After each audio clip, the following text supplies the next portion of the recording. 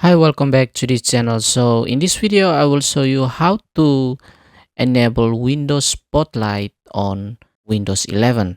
So it will be make your wallpaper on the desktop and lock screen more fresh. So Windows Spotlight will change the wallpaper every 1 day or 2 day and make a new fresh wallpaper. So it will be good for your PC.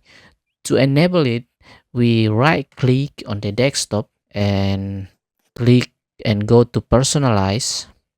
On the personalize, you can see here some option to change the theme. So you can change here. You can see here it's a Windows Spotlight icon, and you can change here. And right now we are already changed to the Windows Spotlight wallpaper, and you can see it's new first wallpaper, and Windows Spotlight will change this wallpaper every 1 or 2 day.